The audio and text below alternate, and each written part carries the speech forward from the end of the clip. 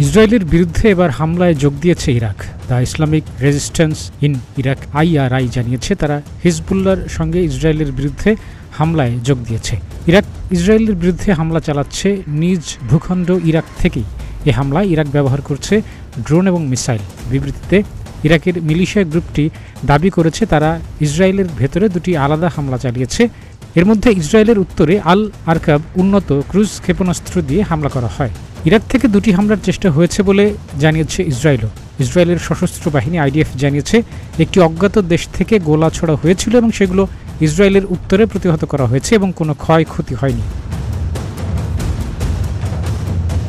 22 September BBC জানিয়েছে Israel এবং লেবাননের মধ্যে হামলা তীব্র হয়েছে। দুই পক্ষই আন্তদেশীয় হামলাকারী অস্ত্র ব্যবহার করছে। লেবানন ভিত্তিক হিজবুল্লাহ ইসরায়েলকে লক্ষ্য করে 150টি রকেট হামলা করেছে বলে জানিয়েছে IDF। প্রতিবেদনে জানানো হয়েছে স্মরণকালের মধ্যে ইসরায়েলের অনেক গভীরে গিয়ে হামলা করছে লেবাননের হিজবুল্লাহ। ইসরায়েল লেবাননের দক্ষিণাঞ্চলে হামলা করেছে এবং দাবি করেছে তারা হিজবুল্লাহর কয়েক হাজার রকেট ধ্বংস করে দিয়েছে। জাতিসংঘ বলছে ওই অঞ্চলটিতে খারাপ পরিণতি আসন্ন, যখন সার্বিকভাবে যুদ্ধ পরিস্থিতি তৈরি হওয়ার আশঙ্কা তৈরি হয়েছে। 19 সেপ্টেম্বর থেকে হিজবুল্লাহর শক্ত ঘাঁটি বৈরুতে ইসরায়েলের হামলায় নিহত হয়েছে 45 জন। বৈরুতের দক্ষিণে হামলা চালিয়ে হিজবুল্লাহর জ্যেষ্ঠ কয়েকজন নেতাকে হত্যা করা হয়েছে বলে জানিয়েছে ইসরায়েল। হিজবুল্লাহর বিরুদ্ধে আরও বড় হামলা করার পরিকল্পনা করছে ইসরায়েল। অন্যদিকে হিজবুল্লাহ বলেছে তারা যুদ্ধ বাড়াতে চায় না, যদিও ইসরায়েলকে তারা একটি শক্ত ধাক্কা দিতে সমর্থ হয়েছে।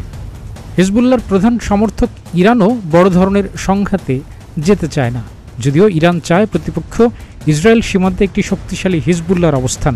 গত 17 এবং 18 সেপ্টেম্বর লেবানন জুড়ে হামাস সদস্যদের ব্যবহার করা কয়েক হাজার তারহীন যোগাযোগ যন্ত্র পেজার এবং ওয়াকি-টকিতে একযোগে বিস্ফোরণের ঘটনা ঘটে। লেবানন সরকার এবং হিজবুল্লাহর দাবি ইসরায়েল বৈদ্যুতিক বার্তার মাধ্যমে এই বিস্ফোরণ ঘটিয়েছে, কিন্তু ইসরায়েল এ বিষয়ে এখন পর্যন্ত কোনো মন্তব্য করেনি। গত অক্টোবরে গাজা যুদ্ধ শুরু হওয়ার পর থেকে প্রায় ইসরায়েলে রকেট হামলা চালাচ্ছে হিজবুল্লাহ।